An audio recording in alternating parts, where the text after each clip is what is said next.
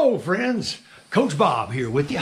We're here today to talk about some equipment, Joe Rocket jackets, and particularly the Joe Rocket mesh jackets. And I can tell you, here in Florida, you need a mesh jacket because it gets awfully hot.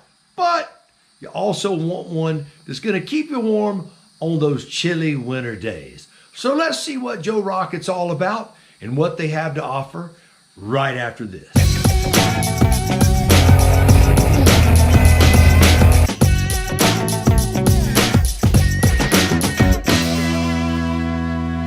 The year, 1992. Bill Clinton, elected president. Wayne's World hits the cinemas. Jay Leno debuts on The Tonight Show. The Cold War officially declared over. Nirvana, Smells Like Teen Spirit. And last but certainly not least, the launch of Joe Rocket. So what is a Joe Rocket? Is this Joe Rocket really a guy? I guess the answer is not really. Joe Rocket's an idea. A mythical character, if you will, a persona of the rider himself, a fashion statement for some, riding protection for others, a company started in the great white north of Canada. Joe Rocket is the brainchild of Bruce Parker. No, not Bruce Wayne, and not Peter Parker. This is not a comic book. This is the story of an entrepreneur, Bruce Parker, a self-proclaimed motorcycle addict. He got a part-time job at a motorcycle shop and earned a teaching degree, and very quickly realized that he liked motorcycles more than he did kids. And he decided to buy a motorcycle dealership of his own. He took the plunge on April Fool's Day 1980 and opened Parker Brothers. Soon he went from one store to 3 stores, selling hundreds of bikes and thousands of jackets. He noticed one thing about all of the jackets. They all had European names. They were strange and you couldn't pronounce them. I certainly couldn't. So Bruce sat down one night at his kitchen table and scratched out an idea that morphed into what we know as Joe Rocket. He knew absolutely nothing about design or manufacturing, and everyone thought that Joe Rocket was a stupid name. Bruce brought on a partner named Mark Bay, and Joe Rocket was well on its way. In '94, Bruce sold his stores and made Joe Rocket the center of his universe. For the next 6 years, it was a total grindstone. They told anyone and everyone about Joe Rocket. They brought on, no, not Roy Orbison, which I think would have been way cooler, but they hired a guy named Randy Orbison, a charismatic Mormon minister from Idaho. I don't know what it was about this guy that made the company move ahead quickly. Maybe the groundwork had already been laid. Who knows? Maybe he had the gift of gab.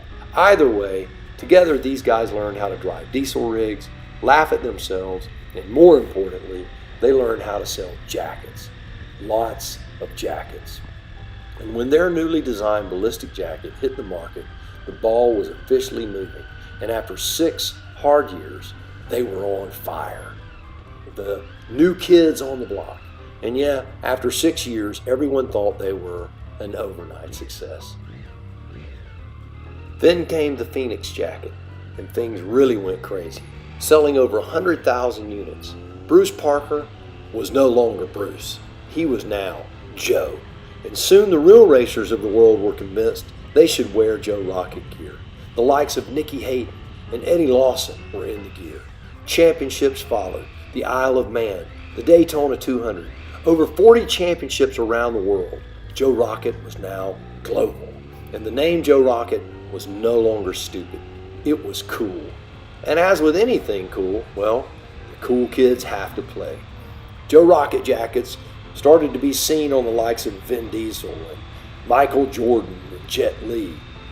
The jackets looked great, and in motorcycle land, they're actually reasonably priced, which brings us up to date. The Joe Rocket Phoenix Ion jacket is armed with what they call Innolite, a reflective material on the shoulders and 360-degree reflective stripes and logos, which in theory make you visible from any angle, unless the driver is cell phone impaired, which is highly probable. Also, the jacket has what they call a waterproof full sleeve liner. This liner is easy in and out. I've actually worn it off of the bike while out traveling, and it works great as just a thin black windbreaker. Additionally, it has an insulated zip-out vest liner, it's pretty thermal. I've worn the jacket down to 35 degrees and it really wasn't uncomfortable. The cooling free air mesh shell, also around the torso and on the back and arms. The day I shot this video, the heat index was 108 degrees, and although nothing makes that weather cool, the jacket did do an exceptional job and really wasn't unbearable by any stretch of the imagination.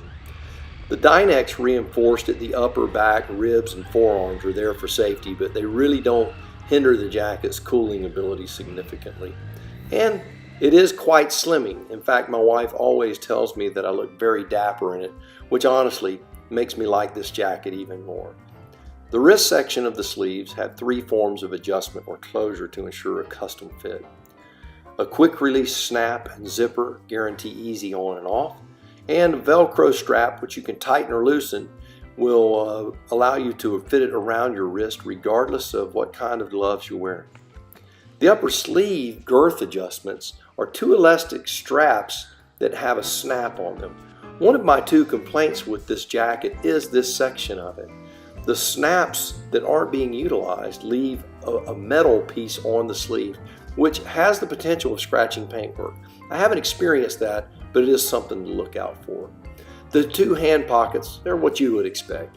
Heavy duty, solid zippers, ample space. They're not waterproof, so you know what that means. Also, you have a smartphone audio ready pocket, and it has a small opening in it that's wired for your wired headphones. The pocket isn't waterproof, so again, no electronics if it's raining. Be sure and be safe with that. Adjustable Velcro straps around the waist ensure a snug and slimming fit, which accompanied with a full flex back expansion panel makes the jacket not only look great, but it also ensures that it won't flap around in the wind. It has externally accessible pockets that you can put CE approved armor in. This is my other complaint. The jacket does come with CE approved armor in the shoulders and in the elbows, but it does not come with the spine protector. It just comes with a pad. I know a lot of jacket companies do this, but I really wish they wouldn't cut a corner here. It just makes you have to go out and buy one more thing. Other noteworthy items are an 8-inch zipper and 2 belt loops for the jacket to attach to a pair of Phoenix Ion pants. There's a large padded lower back storage pocket that is large enough for a couple of GoPros. It closes with 2 snaps and a strip of Velcro. It works quite well. There's a clip for key storage, an inside microliner eyeglass pocket. The jacket has served me well so far, and I really like it. And I hope that you have enjoyed this review of the Joe Rocket Phoenix Ion jacket. Please click like and subscribe, and you have a safe day, and we will talk to you next time.